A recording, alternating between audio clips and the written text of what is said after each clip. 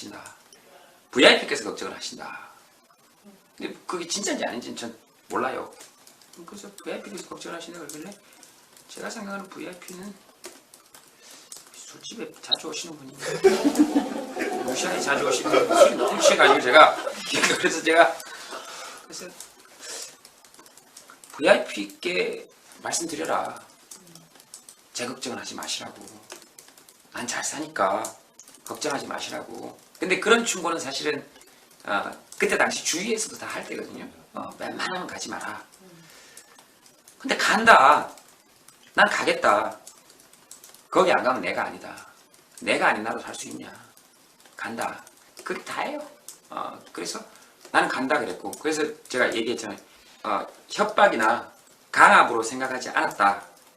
그리고 다른 제 주위의 지인들이 이런 걸 얘기해야 되지 않겠냐 그럴 때 쪼잔하고 찌질하다 그랬어요. 제가 이 찌질하고 쪼잔한 얘기 가지고 내가 어디 끌려가서 고문을 당한 것도 아니고, 그렇다고 그리고 아버지는 아시겠지만 이 무지갯빛 이불 깔고 잘 자요. 정말 잘 자요. 물론 수면제를 조금씩 먹기는 합니다. 지금 얘기하면서도 이렇게 좀 쪼잔해요 제가. 그 왜냐하면 첫 번째는 미안함이 있고요. 첫 번째 미안함은 뭐냐면 저보다 훨씬 더 열악한 환경 속에서 또는 훨씬 더 어려운 환경 속에서 이런 이야기를 할 수조차 없는 분들에 대해서 사실 관심이 가야 되는 시점이거든요. 밥샵 정도 되는 사람을 어린아이가 가서 이렇게 툭 치거나 또는 장정이 가서 이렇게 툭 장난으로 치는 걸 그걸 폭력이라고 하지는 않아요. 네. 힘의 문제니까. 그렇죠. 그렇죠. 근데 굉장한 무술 유단자가 힘이 없는 약자를 상대로 고의를 가지고 톡톡톡톡 따기를 이렇게 때려놓고 나는 장난이었다 그러면 안 되거든요. 그건 안 되거든요. 이 무거운 무게로 받아들일 수밖에 없는 사람들. 제가 이런 거 가지고 탄압이나 협박으로 받아들이지 않는다라고 했던 건 그분들에 대한 미안함이 가장 커요. 실제로 그분들에게 가해졌던 것이 탄압이고 압박이고 협박이라는 거죠. 두 번째는 제가 좀 과하게 생각하는 건지 모르겠지만 제 솔직한 심정이니까 두 번째 미안한 분들은 실제로 군사 독재 시절에 끌려가서 고문당하거나 투옥당하셨던 분들에 대한 예의가 아니라고 생각을 했어요. 그냥 속으로 아이 뭐 저 새끼 저렇게까지 생각을 하니 좀 오바다 이렇게 생각해도 어쩔 수 없어요. 이거 저한테 드는 생각이니까. 그런데 이제 신문에 나오면서 자꾸 이렇게 무슨 큰 피해자처럼 이게 비춰지는 거 이게 부담스럽고, 그다음에 국정원보다 더 강력하게 만류를 했던 건 사실 저희 어머니예요. 저희 어머니가 오셔서 가지 마라 그랬을 때 오히려 더 마음에 큰 갈등을 일으켰지. 그래서 우리 어머니가 가려거든 나를 밟고 가라 그래서 엄마 나는 엄마를 밟을 수도 없고 그런 드라마 너무 많이 보신 모양인데 그런 대사 안 했으면 좋겠다. 드라마를 너무 많이 보셨어요. 뭐 나를 밟고 가라 이런 대사 굉장히 드라마 이거 영화 지금 그 실생활에서 나올 수 없는 대사거든요. 어떻게 엄마를 밟아요? 못 밟아요. 그래서 그렇게 하고 제가 기억이 나는 거는 그 개인적으로 그냥 거창한 뭐 어떤 이런 게 아니라 쪽팔리기 싫었던 것 같아요 그때. 그래서 그걸 뭐 협박이나 회유 뭐 이렇게까지 받아들이지는 않았던 것 같아요. 그러니까 협박이었던 회유였던 어쨌든 실패하셨다. 나는 갔으니까. 그러니까 그렇게 국정원 만나서 얘기했던 거랑 이번에는 문건이 나왔잖아요. 김제동 이렇게 박혀있는 그걸 딱 보셨을 때 느낌은 어떠셨나요? 요거 이제 감이 이렇게 와요. 요거 일면이구나. 큰일 났다. 요거 일면이다. 요거 내란 및 외환 또는 방화 또는 그 인명을 살상하는 중범죄에 해당되지 아니하는 죄를 짓지 않고 일면에 가장 많이 나온 사람 중에 한 명. 섬찟하죠. 섬찟한데 그런 것 자체가 무서운 거예요 사실은. 협박이나 외압을 받거나 이렇게 겁나는 게 아니고 또 이쪽 방향으로 가겠구나. 그 사람들이 저를 딱 쳐다보면 이제 떠오르는 이미지가 그걸 거 아니에요. 그러니까 사람이 자꾸 이렇게 움츠러드는 거예요, 이렇게. 그래서 제가 오늘 이 움츠러드는 얘기를 팍 해가지고 얘기를 다 하고 가려고 그러는 거예요. 무서운 게 뭐냐면 내용이 없어요. 그게 제일 무섭습니다. 내용이 없기 때문에 불안한 거죠. 그래서 제가 말씀드리고 싶은 것은 만약에 사찰을 했으면 빨리 가라. 불안을 죽겠다.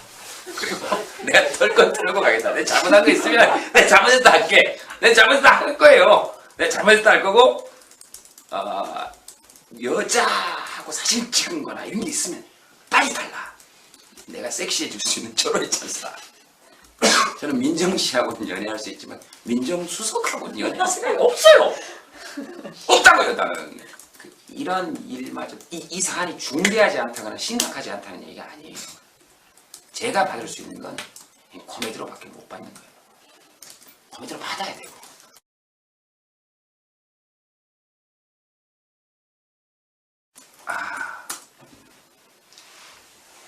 암묵적으로 이렇게 느끼는 불안, 꼭 사찰 이런 탓이라고는 얘기할 수 없지만 그런 거 없다고 얘기할 수 없죠. 사실 그게 제일 무서운 거예요. 알아서 불안하게 만드는 거. 혼자서 온갖 검열을 해보게 되잖아요. 자기 검열. 네, 혼자서 온갖 검열을 해보게 돼요. 나는 좌파인가? 우파인가? 나는 빨갱이인가? 거기 좌파 연예인으로 이렇게 돼 있잖아요. 당신들이 말하는 도대체 좌파 연예인 기준은 도대체 뭔가? 도대체 뭔가? 그 자체가 사실 심각한 검열이에요. 인간을 어떻게 좌우로 나눠요? 인간을 어떻게?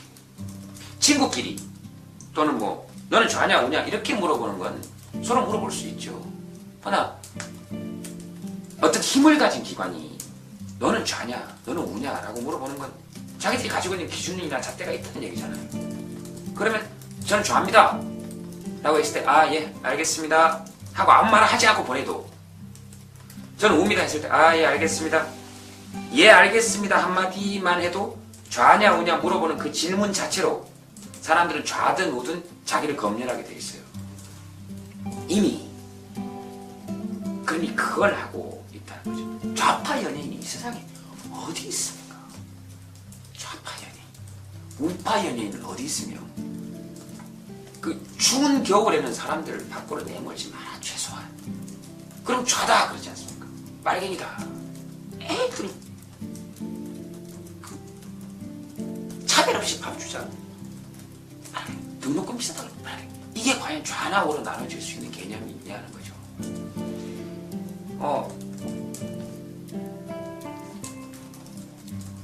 천안함에서 순국한 그 해군 장병들을 가슴 아파하지 않는 사람이 어디 있냐고요. 통탄하고 비탄하지 않는 사람이 도대체 어디에 있습니까 그게. 거기서 어떻게 생각하냐. 그 질문 자체가 웃기지 않습니까? 어떻게 생각하겠습니까? 미치지. 다 미치지. 당연히 가슴 아프고 당연히 힘든 일. 인간은 인간으로서 누구나 느껴야 될 감정들에 대해서 묻지 마라. 슬프다. 대신 그렇게 죄 없는 장병들 그렇게 되고 난 다음에 부하들 그 희생 위해서 승진하는 건 문제 있지 않냐. 이게 군에 대한 적개심을 표현하는 겁니다. 그건 군에 대한 신뢰죠 오히려.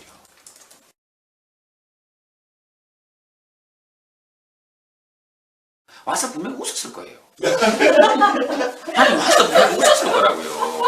그래 표 끊어서 오지 않았겠어요? 비밀로 표 끊어서 왔으면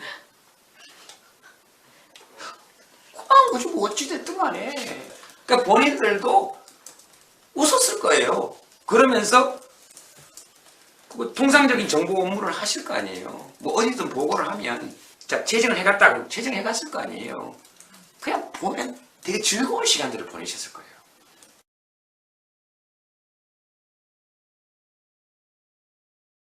제가 이런 거 가지고 탄압이나 협박으로 받아들이지 않는다라고 했던 건 그분들에 대한 미안함이 가장 커요. 실제로 그분들에게 가해졌던 것이 탄압이고 압박이고 협박이라는 거죠. 저는 괜찮다 이겁니다. 지금. 그리고 오히려 저는 역으로 보호받을 가능성이 높아요. 솔직히. 지금 이제 뭐 어떻게 할 거예요? 저는 예를 들어서 어디 잡아가서 3일 동안 어디 쓱 잡아가면 난리 나요. 쓱 들어와도 지금 가만히 있겠습니까? 근데 그럴 힘조차 없었던 사람들한테 만약에 똑같이 가서 국정원 직원인데 웬만하면 이런 일 하지 마십시오. 그러면 그건 똑같은 행위지만 그 사람들이 심각한 부분이죠. 그게 가장 심각한 부분이에요.